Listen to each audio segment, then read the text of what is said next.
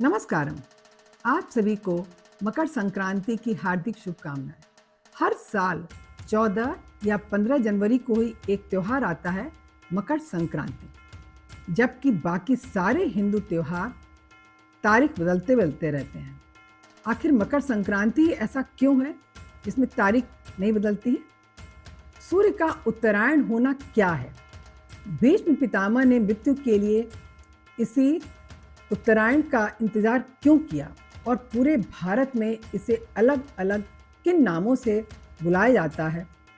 आज के इस वीडियो में हम जानेंगे कि धर्म, विज्ञान, खेती और ब्रह्मांड से जुड़ा मकर संक्रांति का पूरा रहस्य। मकर संक्रांति क्या है? मकर संक्रांति सूर्य से जुड़ा हुआ पर्व है। इस दिन सूर्य देव धनु राशि से निकल करके मकर राशि में प्रवेश करते हैं। मकर एक राशि का नाम है और संक्रांति का मतलब होता है एक राशि से दूसरी राशि में जाना। धनु राशि से निकल करके मकर राशि में चले जाते हैं, इसलिए इसे मकर संक्रांति कहा जाता है। मकर संक्रांति हर साल 14 से 15 जनवरी को ही आती है। तो आइए इसको समझने के लिए पहले कैलेंडर के लिए बारे में थोड़ा समझ लेते हैं। जनवरी से दिसंबर का कैलेंडर जिसको कि हम फॉलो करते हैं, ये ग्रिगोरियन कैलेंडर होता है जो सन की गति पर बेस्ड है। इसको सोलर कैलेंडर कहते हैं। मकर संक्रांति का त्यौहार सोलर कैलेंडर पर ही आधारित है, इसलिए ये त्यौहार ग्रिगोरियन कैलेंडर की डेट से सिंक्रोनाइज हो जाता है। यानी कि प्रत्येक वर्ष 14 से 15 जनवरी को ही सूर्य जो है वो मकर राशि में प्रवेश करते हैं। कोई कैलेंडर जब मून की गति पर बेस्ड होता है तो उसको ल्यूनर कैलेंडर कहते हैं। सनातन धर्म के त्यौहार मोस्टली वो चंद्रमा की गति पर ही बेस्ड होते हैं। तिथियां चंद्रमा की गति से निर्धारित होती हैं। मून की गति से ही नक्षत्र का पता चलता है। सिंस चंद्रमा की गति निश्चित नहीं है, क्योंकि यह पृथ्वी के चारों ओर चक्कर लगाते हुए धीरे धीरे दूर होते जा रहा है, लगभग 3.8 सेंटीमीटर पर ईयर, और पृथ्वी के घूर्णन को भी ये धीमा कर रहा है। इसीलिए हमारे त्यौहार एग्जैक्ट डेट पर ग्रिगोरियन कैलेंडर से सिंक्रोनाइज नहीं होते।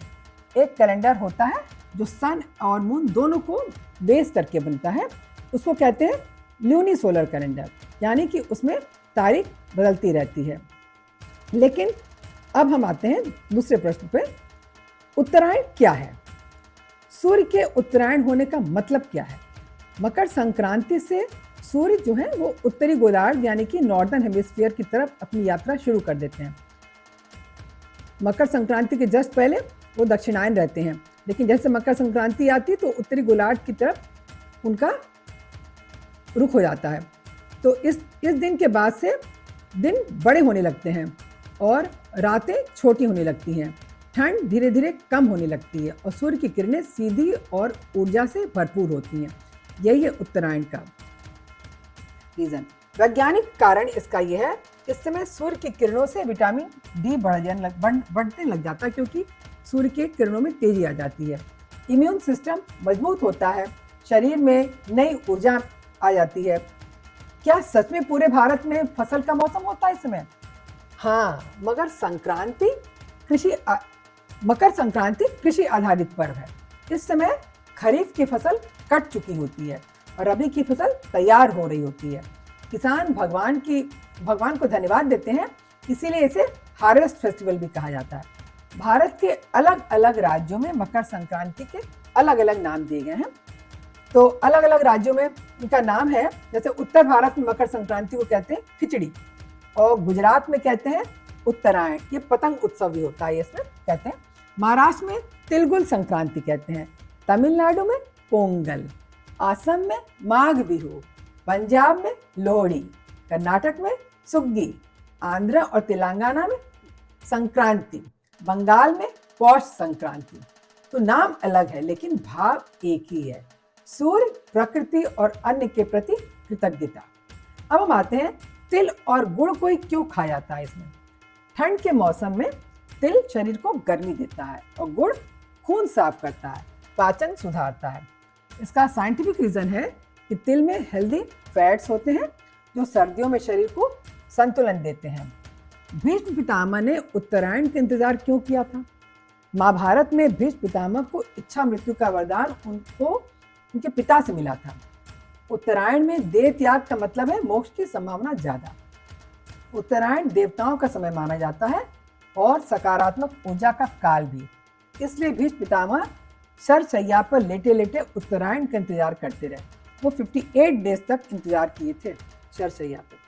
खरमास क्या है? मकर संक्रांति के बाद क्या बदलता है?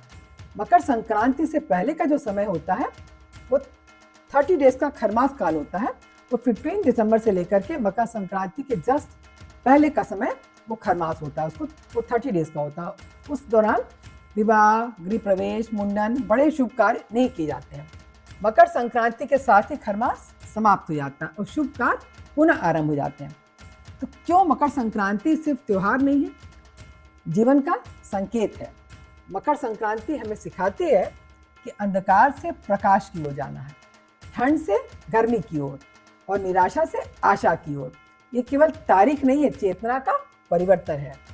तो ये आपको अगर यदि वीडियो में दी गई ज्ञानवर्धक जानकारी अगर ज्ञानवर्धक लगी हो तो इसको लाइक जरूर करें और ऐसे सनातन विज्ञान और संस्कृति से जुड़े वीडियो के लिए चैनल को सब्सक्राइब करें। Thanks for watching.